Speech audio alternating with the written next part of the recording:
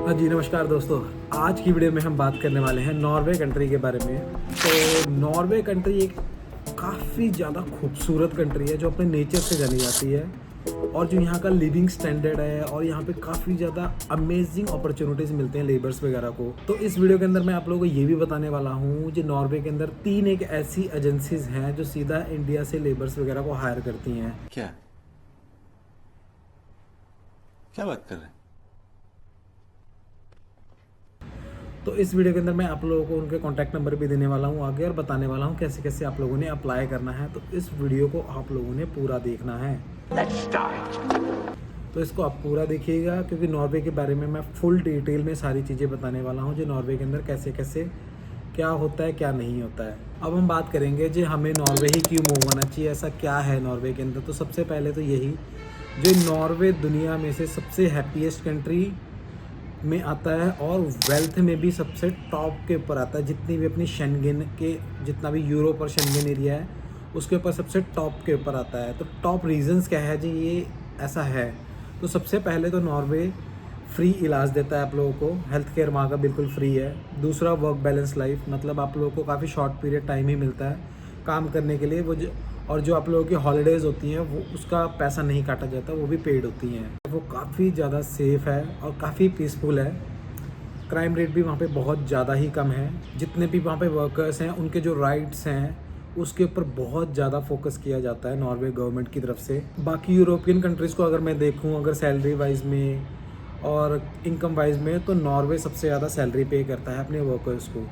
तो ये जो टॉप रीजंस हैं जो नॉर्वे इसीलिए सबसे टॉप के ऊपर आता है। अगला पॉइंट हम यही बात करेंगे जो नॉर्वे कितने टाइप के आप लोगों को वर्क वीज़ाज प्रोवाइड करता है। जो पहला वीज़ा है वो है स्किल्ड वर्क वीज़ा। ये प्रोफेशनल लोगों के लिए हैं, जो आईटी सेक्टर्स वाले हो गए हैं और हेल्थ डिपार्टमेंट्स वाले हो गए हैं। जो दूसरा है वो सीजनल वर्क वीज़ा है, जो 90 डेज़ के लिए ही मिलता है आप लोगों के लिए, और इसके अंदर ज़्यादातर अपना एग्रीकल्चर काम होता है और हॉस्पिटैलिटी वालों के लिए काम होता है। तीसरा है जॉब सीकर वीज़ा। इसके अंदर आप लोगों को वहाँ पे खुद जाना होता है और अपने लिए खुद काम ढूंढना होता है। मिल जाता है तो ठीक है, नहीं मिलता तो वो सिर्फ 90 डेज़ का होता है, फिर आप लोगों को वापस आना पड़ता है उसके लिए। चौथा है जॉब इमिग्रेंट वीज़ा, जो हर कोई एजेंट या हर कोई इसी के अंदर ही अप्लाई करता है। इसके अंदर स्किल्ड, नॉन स्किल्ड और लेबर सारे अप्लाई करते हैं, जिसके अंदर कंस्ट्रक्शन लेकर हाई जितने भी हाई क्लास जॉब्स हैं वो सारी इसके अंदर आ जाती है। तो आप लोगों ने इसके अंदर ही अप्लाई करना है। तो ये 4 टाइप के वीज़ाज थे जो नॉर्वे प्रोवाइड करता है। अब मैं ये आप लोगों को बताऊंगा वहाँ पे ये जो सबसे डिमांडिंग जॉब्स हैं वहाँ पे कौन सी हैं।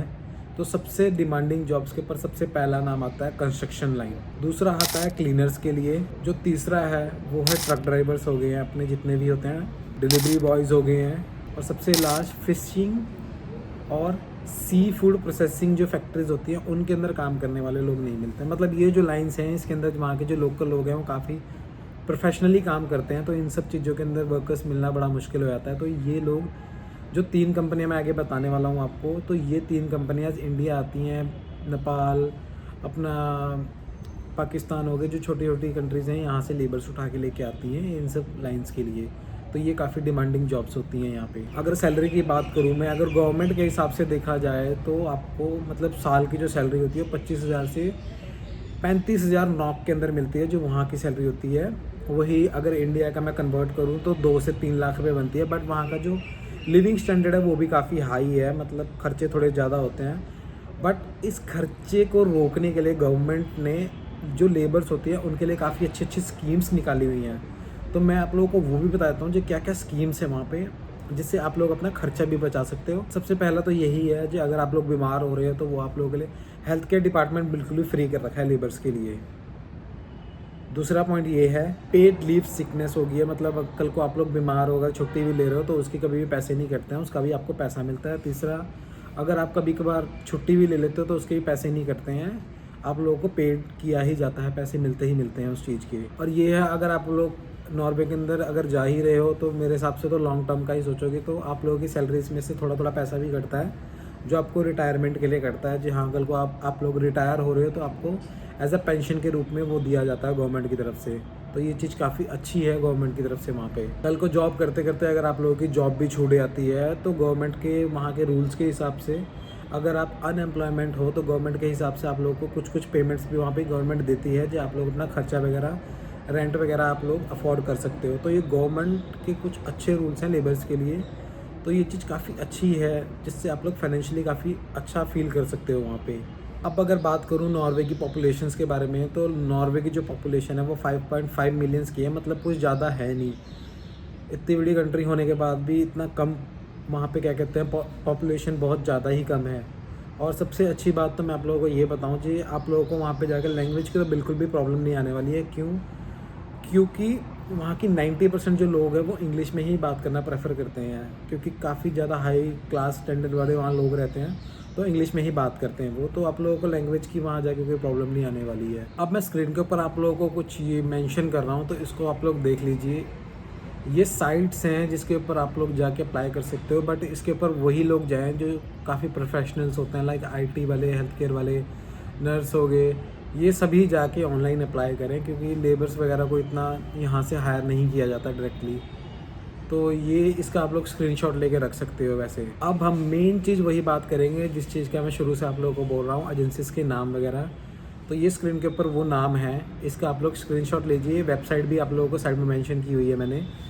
तो यहाँ जाके आप लोगों ने खुद इनको अपने सारे डॉक्यूमेंटेशन पूरा PDF में प्रॉपर तैयार करके, लाइक आप लोगों का पहले रिज्यूमे आ गया, उसके बाद आप लोगों के पासपोर्ट का पूरे पेज जितने भी हैं प्रॉपर स्कैन करके वो रखना है। एजुकेशनल डॉक्यूमेंट सारे इसके बीच में होने चाहिए, आप लोगों के पासपोर्ट साइज़ फ़ोटो होना चाहिए, और जितने भी आप लोगों के वर्क एक्सपीरियंस है वो भी होना चाहिए। वर्क नहीं भी है तो कोई दिक्कत नहीं है।